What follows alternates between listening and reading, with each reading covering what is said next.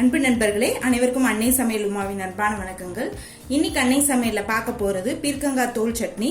இதை பீர்க்கங்காய் தோல் துவையல்னு கூட சொல்லலாம். இது இப்ப எப்படி செய்யறதுன்னு பார்க்கலாம். இப்ப 1 டேபிள் ஸ்பூன் உளுந்து சேர்த்துக்கலாம்.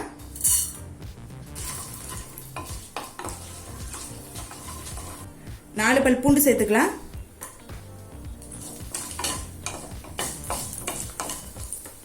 அடுத்து 3 பச்சை மிளகாய் சேர்த்துக்கலாங்க.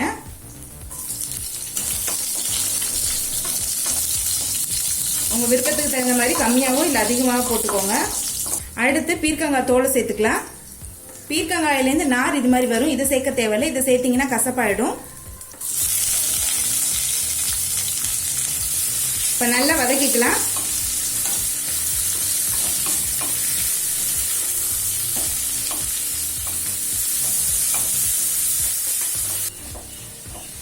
நல்ல கலர் மாறுற வரைக்கும் வதக்கிக்கலாங்க. இப்போ பீர்க்கங்காய் தோல் பார்த்தீங்கன்னா நல்லா வதங்கிடுச்சுங்க. கலர் பார்த்தீங்கன்னா நல்லா மாறி இருக்கு. இந்த அளவுக்கு வதக்கணும். இப்போ 1/4 கப் தேங்காய் துருவல் சேர்த்துக்கலாம். தேங்காய் சேர்த்துட்டு லேசாக வதக்கிக்கலாங்க. கொஞ்சம் புளி சேர்த்துக்கலாம். தேவையான அளவு உப்பு. இப்போ இதெல்லாம் ஆறின பிறகு தேவையான அளவு தண்ணி சேர்த்து மிக்சியில் நைஸாக அரைச்சிக்கலாம். இப்போ மிக்சியில் எல்லாத்தையும் அரைச்சாச்சுங்க. இப்போ சட்னியை கடுகு, கருவேப்பிலை, பெருங்காயம் போட்டு தாளிச்சுக்கலாம். இப்போ பீர்க்கங்காய் தோல் சட்னி ரெடி ஆயிடுச்சுங்க. நம்ம சர்வ் பண்ணிடலாம். இப்போ சுவையான பீர்க்கங்காய் தோல் சட்னி ரெடி ஆயிடுச்சுங்க.